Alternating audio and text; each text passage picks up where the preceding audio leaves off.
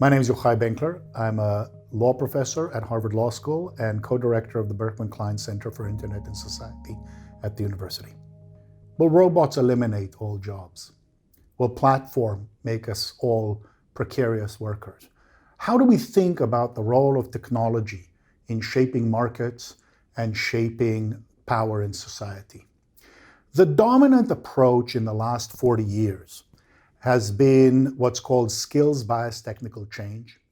It takes technology as moving to the beat of its own drum and markets as more or less efficient. So as automation and artificial intelligence became better, and now in the future will become better, it makes people whose skills are relatively routine less valuable, and markets price those less valuable people less. And so you have a hollowing out of the middle class.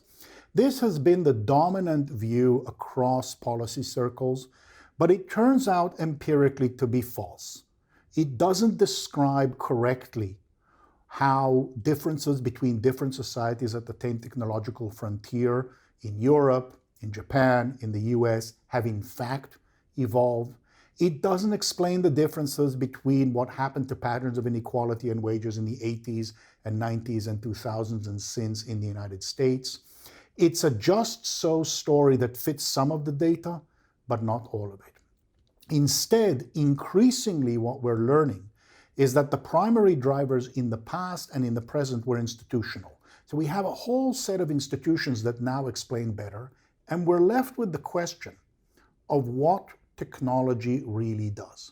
Rather than imagining individuals who are rational and self-interested operating under perfect information as the core model, instead we have to understand that individuals are socialized, our ideas about what's valuable and not valuable, our tastes, as it were, are functions of ideology or knowledge frame.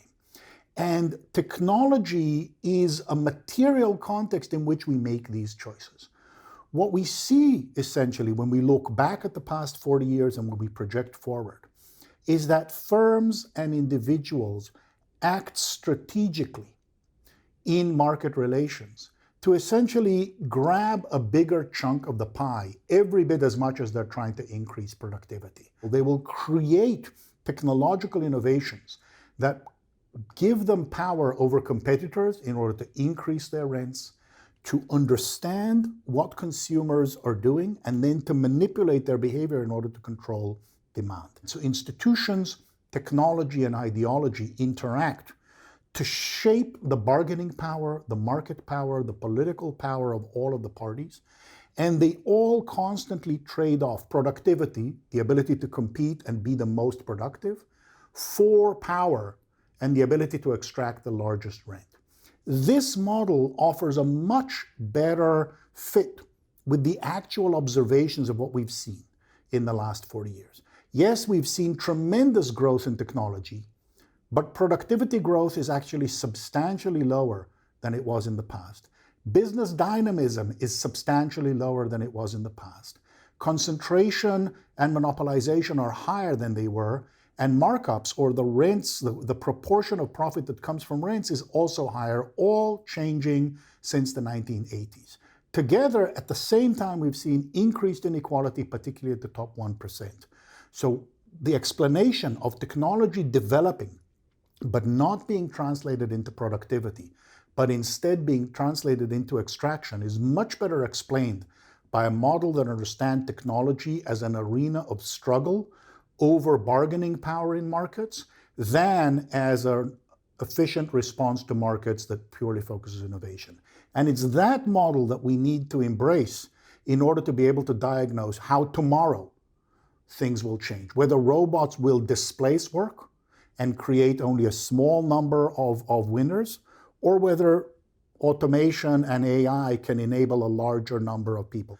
At one level, human rights probably act in the most important way as ideological tropes, as ways in which to frame a relationship that will influence the norm. At the same time, it's critically important to understand that winning on rights specifically, on the specific legal doctrines, is not enough. because it is relatively easy for firms, for governments, to reorganize their actual practices, the other laws, the organizational routines, the technologies that get deployed, to evade the effects of law in its narrowest sense.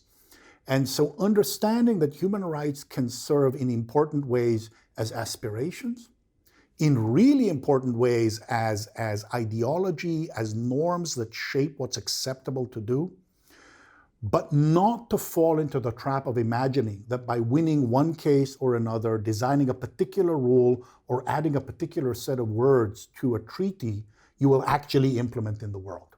The world actually is a function of a much more complex interaction between institutions like human rights, ideas, and technology than a pure law-focused answer will give you.